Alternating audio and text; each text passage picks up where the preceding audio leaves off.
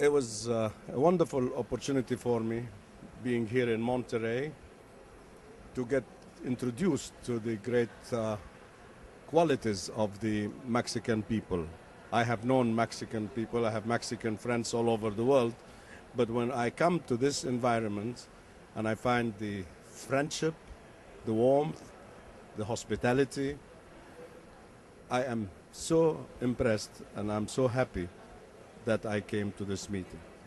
It took me 25 hours of flying to come to here, but having arrived here, I forgot the 24 hours and I felt like I'm at home. Now, the meeting itself and the conference, it isn't easy to organize something like this. You have people from different cultures, from different countries, from all over the world. They have different tastes, they have different requests, and nothing can please everybody. But comparing it to many other conferences that I attended, there is consensus in this country of consensus. Country is famous for the Monterrey consensus. In this country of consensus, there is consensus among the group and among the distinguished delegates that came from all over the world that this has been a most successful meeting because of the help and support from the government agencies, from the media like yourself, from the organizers, and above all, from my great friend and co-chair, Ramon Garza. Ramon is behind all the arrangements and organizations, and he put his media talent in making an excellent and outstanding conference. So everybody goes from here wishing that he doesn't go and that he would stay. But I promise that I will come again. I will. As to the product of this meeting, we will be issuing a Monterrey declaration today, in which I have indicated the sense of direction. This is my first meeting as the new chair of the Global Alliance on ICT and Development. So it is very historic and important for me to shape the future path of this important organization. UN-GAID. GAID is the only international organization which has the legitimacy of the global community to address subjects of information technology and development, and mandated by the summits of WISES and of the MDG summit, global summit at the UN in 2000, the year 2000. So we have a responsibility. We have a clear mandate from our bosses, the heads of states, and the Secretary General, and his deputy, Mr. Shah. We have a clear mandate under which I was appointed, and my letter of my appointment dictates that we should address how ICT can be used for the objective of development. A good question I have been asked all day is, what is development? What do you mean by development? My answer is very simple. Being the largest intellectual property firm in the world, we know that development is the result of invention, which are the results of technology. And technology moves only forward. So when we say development, we mean having more and better technology and using that technology for the better use and the better life of everybody in this world. This is what is our objective, is how to put ICT into making life better. Where? In education, in industry, in health, and in every field. ICT is an enabler. It is not an objective. It's a tool that we use in order to advance every aspect of human life.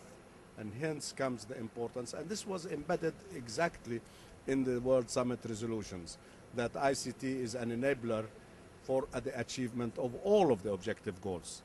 Now, what I have proposed to my steering committee and to the Strategy Council and to the panel of advisors during these 3 days of meetings. What I propose is that I intend to develop a plan of action indicating how each subdivision of the Millennium Development Goals, we're not going to approach it like it has been approached so far in general. We're going to take each Millennium Goal of the 8, subdivide it as it has been subdivided actually in the statement of the MDGs, but subdivide the subdivision into an action plan and describing how ICT can help that goal, that detail of the goal, in a matrix which we will be preparing and presenting. We hope that by the next annual meeting, which will be in Shanghai around this time next year, we will be able to submit to the global community an action plan of how you can put ICT for the achievement of every detail of the Millennium Development Goals. It's very important, and this is a mission that we have decided to undertake, because the Millennium Goals are noble objectives. But to achieve noble objectives, you must have the right tools. Objectives cannot be achieved by goodwill only. This is great goodwill. And I was very pleased that the world leaders in the year 2000 decided to address this issue of divide in the world. It is not just digital divide, it's health divide, it's everything divide, technology divide, research and development divide. There are two different, in fact many, but if we talk generally, we say there is a dividing line between the developed and the developing. This is a noble objective, but how do we do it?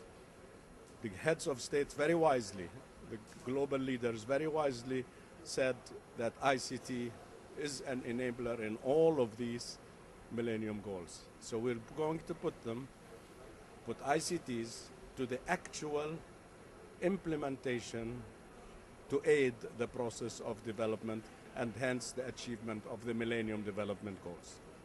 Just share with us your personal thoughts on education, how ICT helps. This is a good example. One of the goals, of course, one of the 8 goals is education. And education, we have to realize that we live in a new, every day we live in a new world. I never accept the idea that the world is new or different.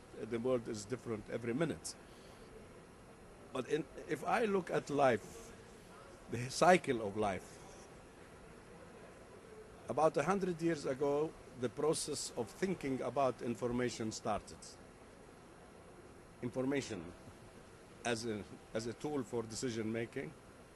And then the information technology infrastructure, which is basically the internet, was invented.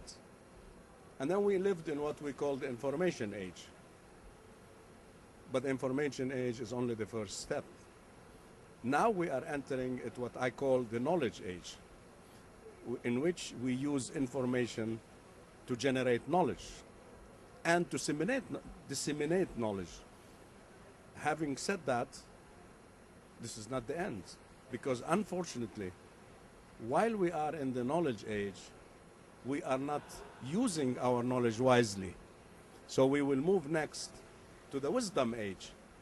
Wisdom age should be our ultimate objective, where and when we use the knowledge generated by the information system to take the right decisions for our future. And we are still far from reaching that knowledge age.